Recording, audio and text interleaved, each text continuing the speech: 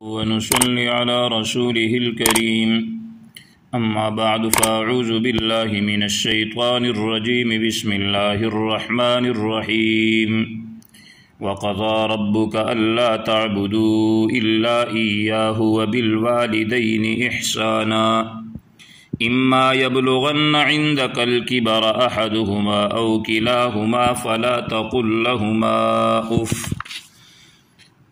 وعن أبي عبد الرحمن عبد الله بن مسعود رضي الله عنه قال سألت النبي صلى الله عليه وسلم أي الأعمال أحب إلى الله تعالى قال الصلاة على وقتها قلت ثم أي قال بر الوالدين قلت ثم أي قال الجهاد في سبيل الله أو كما قال رسول الله صلی اللہ علیہ وسلم۔ والدین سے احسان اور رشتہ داروں سے حسن سلوک انتہائی اہم اور ضروری ہے۔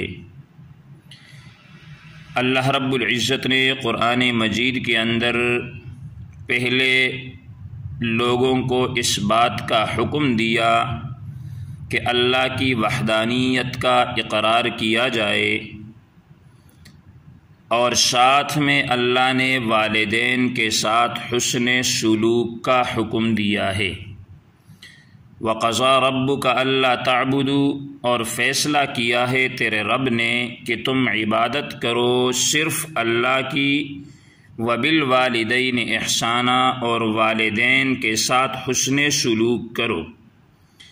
اسی آیت کے آخر میں والدین کے متعلق اللہ رب العزت نے ایک دعا کا ذکر کیا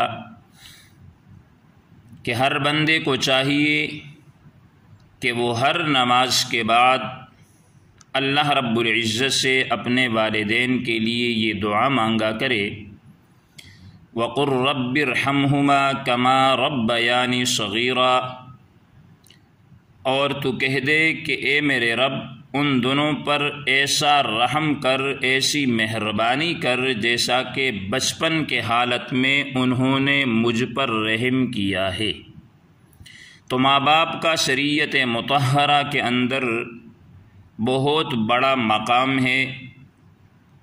انسان ساری زندگی اگر ان کی خدمت کرتا رہے تب بھی انہوں نے جو بچپن کی حالت میں ایک معمولی سی مشکل اس کی وجہ سے برداشت کی ہے، انسان اس کا بدلہ بھی نہیں چکا سکتا۔ اسی لیے جو حدیث مبارکہ آپ کے سامنے تلاوت کی، ابو عبد الرحمن عبداللہ بن مسعود رضی اللہ عنہ سے روایت ہے، کہتے ہیں کہ میں نے ان حضرت صلی اللہ علیہ وسلم سے دریافت کیا کہ کون سا عمل اللہ تعالیٰ کو زیادہ پیارا ہے، زیادہ محبوب ہے۔ آپ صلی اللہ علیہ وسلم نے فرمایا اپنے وقت پر نماز ادا کرنا۔ میں نے عرض کیا پھر کون سا؟ آپ نے فرمایا والدین کے ساتھ نیکی کرنا۔ میں نے کہا پھر کون سا؟ آپ نے فرمایا کہ اللہ کی راہ میں جہاد کرنا۔ تو معلوم یہ ہوا کہ اللہ تعالیٰ کے حقوق خالصہ میں شہادتین کے بعد نماز کا درجہ۔ نمبر 2، لوگوں کے حقوق میں افضل ترین والدین کا حق ہے، اور قربانی کے اقسام میں سب سے افضل قربانی جہاد ہے، کیونکہ یہ اللہ تعالیٰ کے حقوق اور لوگوں کے حقوق پر محافظت و نگہبانی کا ذریعہ ہے۔ تو حدیث سے بھی والدین کا مقام اور مرتبہ معلوم ہوا، قرآن کی آیت سے بھی والدین کی شان، ان کی عظمت معلوم ہوئی۔ تو ہمیں بھی چاہیے کہ جب تک ہمارے والدین زندہ ہیں، جوانی کی حالت میں ہو، بڑھاپے کی حالت میں ہو، ہر حالت کے اندر ہم اپنی ماں باپ کی خدمت کریں۔ اسی لیے تو ایک موقع پہ آپ صلی اللہ علیہ وسلم نے فرمایا کہ تیرے والدین ہی تیرے لیے جنت اور تیرے لیے جہنم ہے، اگر تو ان کی خدمت کر لے گا تو جنت حاصل کر لے گا، اور ان کی نافرمانی کرے گا تو جہنم کے اندر جائے گا۔